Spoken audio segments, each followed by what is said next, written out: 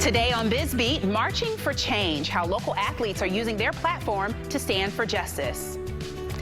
New life is coming to Cincinnati's old second downtown. What will become of the old Kroger sitting empty in the heart of Walnut Hills? And a local high school student is getting national attention for his new invention. First Financial BizBeat starts right now.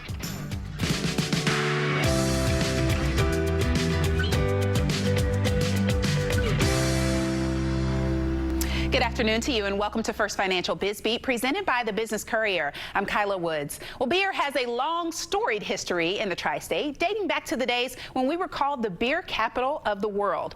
Prohibition forced reinvention, and the coronavirus is doing the same. On the front page centerpiece this week, a local brewery is making a splash and showing how to rebuild a brewery.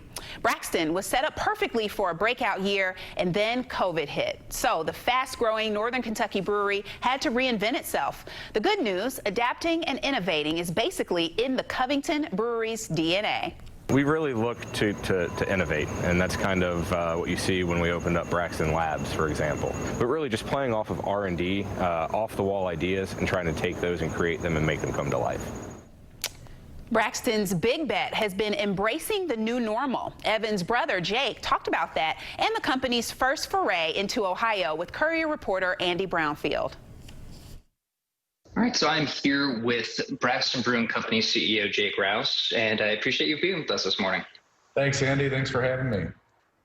So I know e-commerce is a huge initiative for you guys. Tell me a bit about what you see as the potential for that. Yeah, I mean, during the coronavirus, we definitely learned a lot about what it meant to sell beer online and the convenience factor for getting customers to be able to purchase products over the internet. So I believe wholeheartedly that in the next 1 to 3 years, this is going to be a massive, massive initiative, not just for us, but for our retail partners in distribution. I mean, you're hearing a lot of the bigger retailers really investing heavily in ClickList for Kroger or Amazon Prime Now, where they're delivering product directly to your doorsteps. And we want to figure out how to help them and how to be a leader in selling beer online. Why do you think a lot of breweries haven't really invested much in e-commerce except for maybe buy online and pick up in store? I know you've talked about creating an Amazon-like experience for that. Yeah, I think that realistically, Andy, it wasn't until this, earlier this year when coronavirus hit and the stay-at-home orders were in place that e-commerce really picked up steam.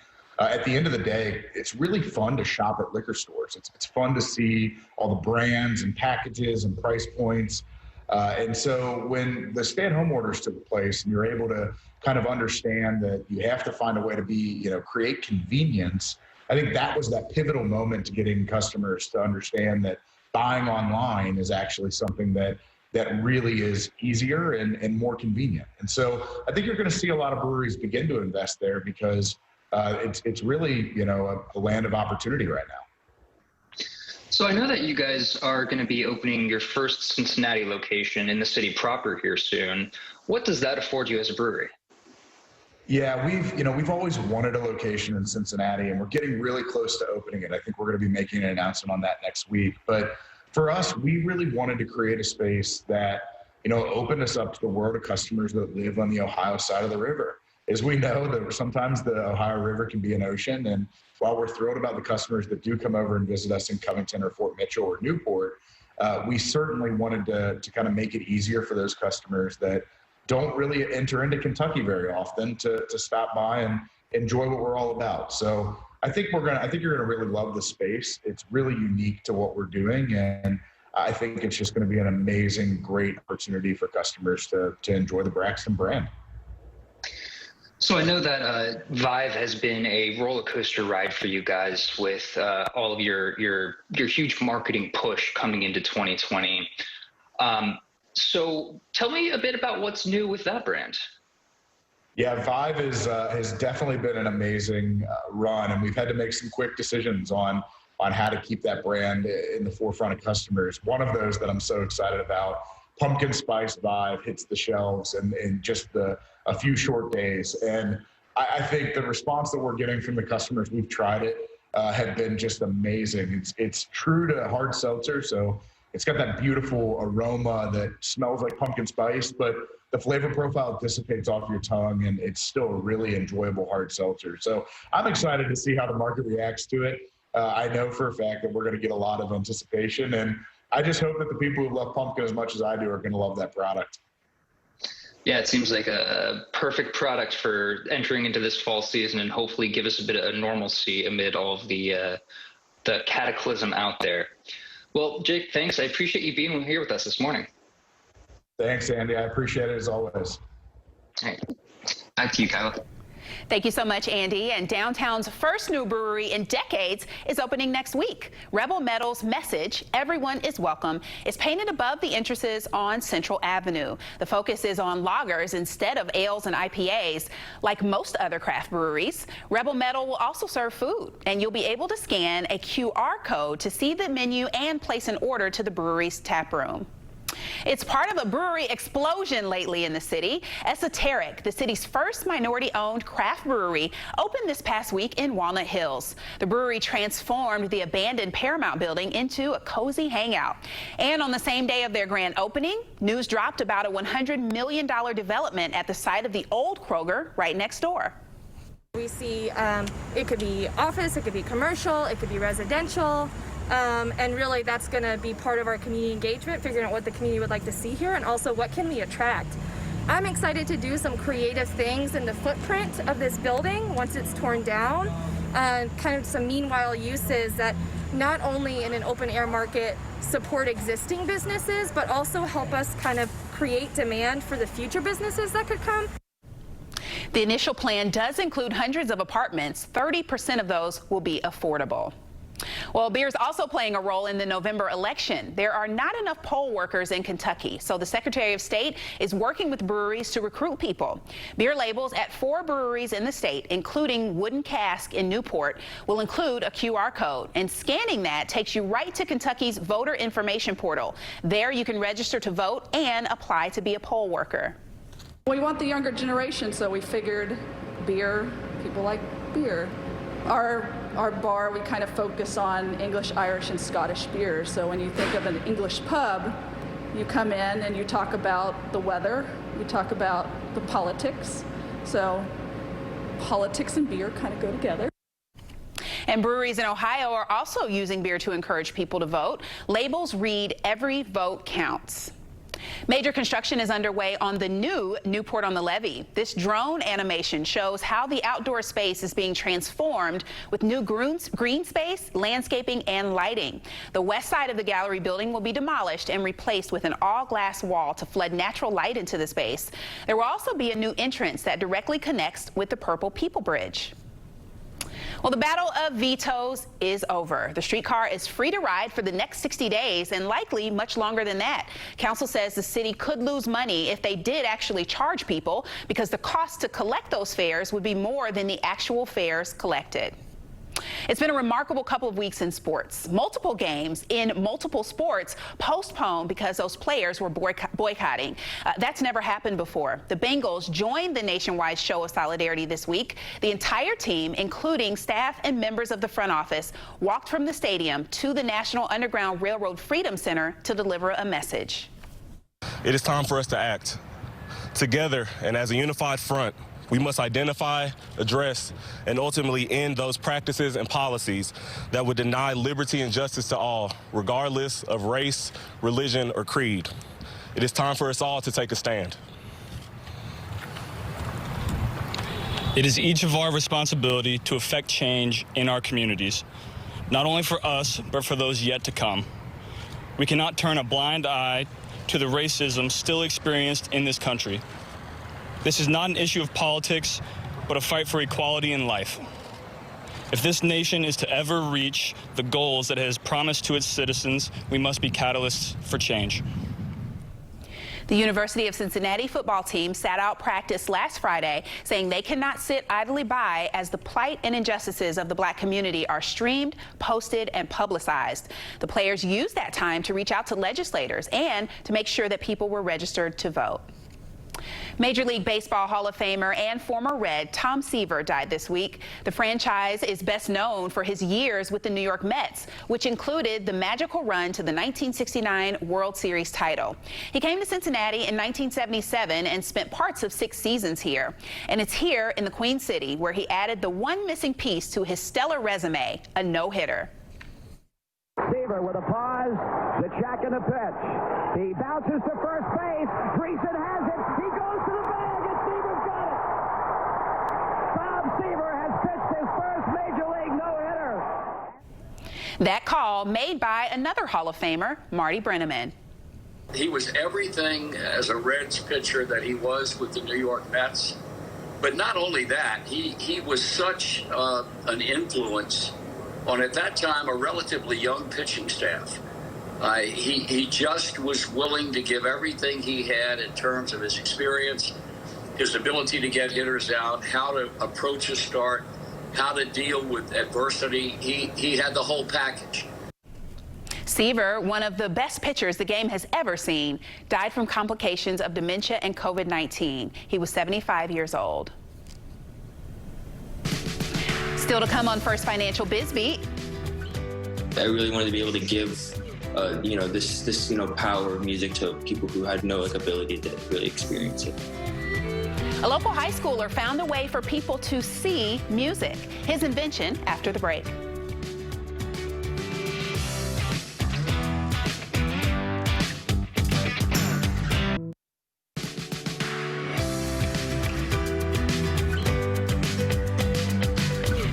The Baker Hunt Art and Cultural Center was supposed to reveal its renovated campus this month, but like everything else, COVID changed that. Campus closed and classes at the Art Center in the historic Licking River Mansion District were canceled. That big reveal, set for the major annual fundraiser, Twilight in the Gardens, can't happen because of limits on social gatherings. So Executive Director Karen Etling had to adjust. We went back out to the people who said, yeah, we'll sponsor Twilight. And we said, would you care to donate? And they did.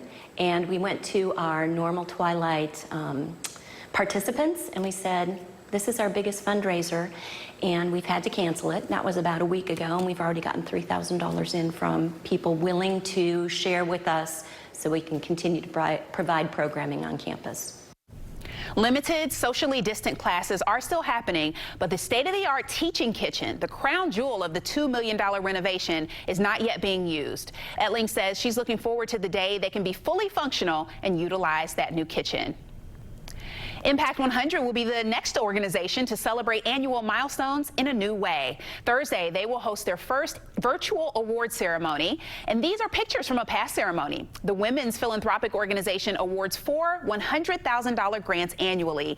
8 nonprofits are competing for the prizes, and you can find out more about the ceremony and how to register at impact100.org.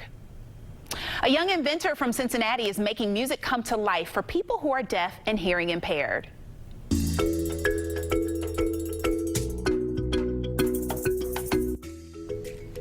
This is a chromatic music visualizer. It converts audio to visuals. In this case, animals move to the music as the screen changes colors.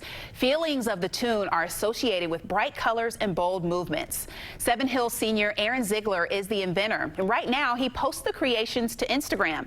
His goal is to soon have it online where anyone can put any song into the software to create the visuals. You make it accessible to anybody.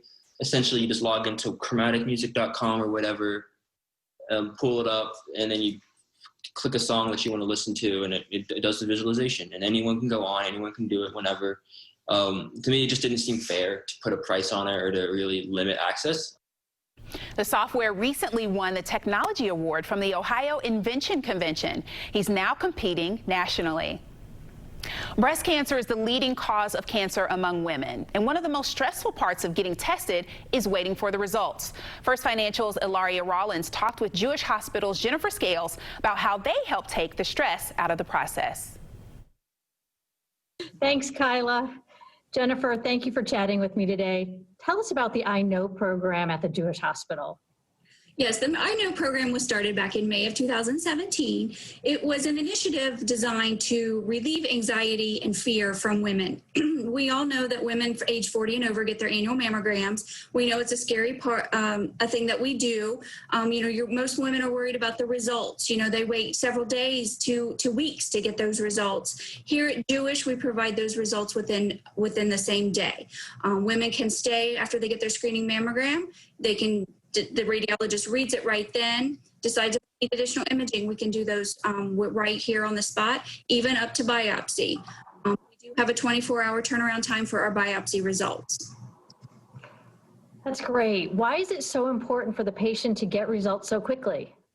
Well, like I said, it relieves that anxiety. Women get so upset, because the one thing women don't like when they get their mammogram is waiting. It's always the results. I know someone that's had breast cancer. My sister's had breast cancer. It's the worry, the fear, the stress. So this relieves that stress. So they don't have to wait weeks in order to get that phone call that you have to come back for an abnormality, and then weeks to find out with those results. This way they come in, they can schedule that mammogram and get all the results and all their information in one day.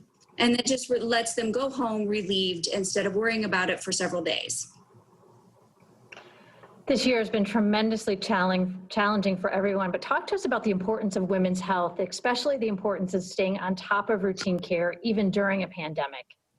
Yes, it is very important, because what we don't want is women to wait and hold out doing those mammograms, because a later stage of diagnosis can be detrimental. It can mean more treatment and, just more missing work to just devastating effects. So we want to mammograms are designed to catch breast cancers at an early detection, and we want to catch it before it's ever felt by a physical exam. So it's very important that they do their self-breast exams and they come in for their annual mammography. And if they have any problems, see their physician. But we follow the CDC and the state of Ohio guidelines. Everyone wears masks, patients, staff. We wear eye protection, gloves. Everything is disinfected over and over again. We limit our space here of women in the space so that they can kind of get in and out very quickly. And there's not a lot. We have, not a lot of women at the same time in the center. So it's very safe, and it helps them get their care as they need it. Because like I said, we want to get that detection quick and early. Great advice, Jennifer. Thank you again for chatting with me today. Kyla, back to you. Thanks. Well, up next, Oktoberfest won't be quite the same this year, but don't worry, the beer will still be flowing. What to expect after the break.